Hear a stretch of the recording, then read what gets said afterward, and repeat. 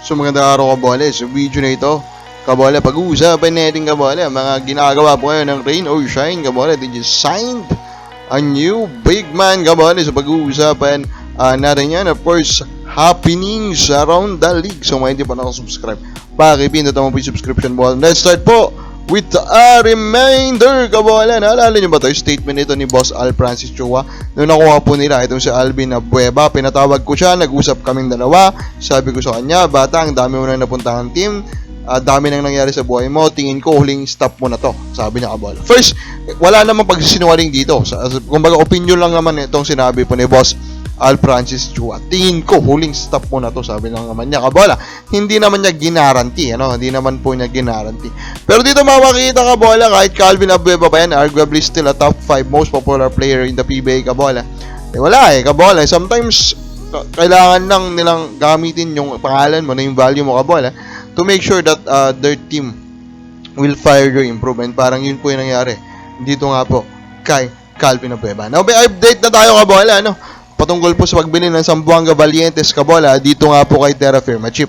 Ito galing naman kay Joaquin Henson kabola. Of course, we know naman kung sino si Joaquin Henson. And explain na kabola yung current po na situation. So nag-workout na dito, of course, yung pong anak nung may-ari nung kumpanya kabola na nagmamando dito sa Zamboanga Valientes kabola. So ang explanation niya ngayon, tinutulungan po sila ng isang PBA legend, si Sir Manny Victorino kabola, at nakakausap na rin nila na kabola si Boss Al Francis Chua.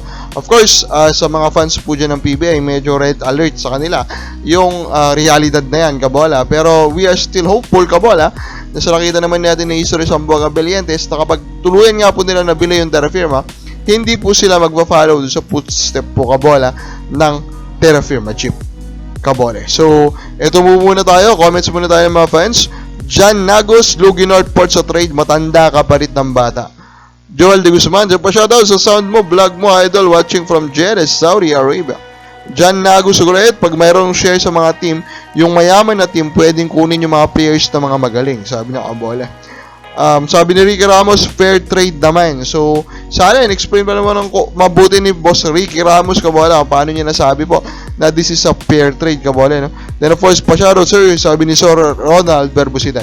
So, ito nga po, si Bo Belga kabola ng Rain or Shine kabola, magpapagaling muna sa kanyang vertigo. Of course, naalala nyo kabola, sa mga recent game nila kabola, nahihirapan po siya or kinailangan niyang humiga sa court kabola kasi nga po nahihilo siya due to his vertigo. Sa mga nakaranas na ng vertigo, malamang ramdam nyo kung ano po yung dinaranas po ngayon ni tong si Bo Belga kabola. So, ang ginawa po ng Rain or Shine, binigyan po siya ng ample time kabola. Binigyan po siya ng ample time that they have now put him under unrestricted free agent.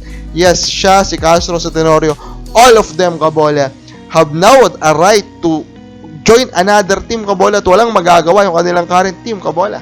Now, of course, obvious naman yung nangyari dito. Itong mga teams po na ito sa PBA, they are taking advantage of this loophole kabola. So, kumbaga, tinitake advantage nila po yung loyalty ng players kabola. So, for me, is this a big problem for the PBA? Depende, kasi ginagamit nga pati ng independent team na Rain or Shine kabola. Pero, yun nga kabola, we are also, of course, interested to see kabola kung meron pong isa na kumbaga sasampal kabola katotohanan sa ginagawa nito. Kumbaga, maagaw nila si Castro, maagaw po nila si Bo Belga. So, anong ginawa na ng Rain or Shine kabola? After po nilang nilagay sa unrestricted free agency, so si Bo Belga, they signed Chris Porter kabola. So, Chris Porter kabola, isa rin po naman kabola na dating player na po ng Rain or Shine, pero back in 2018 pa yan kabola. Now, they're signing him again.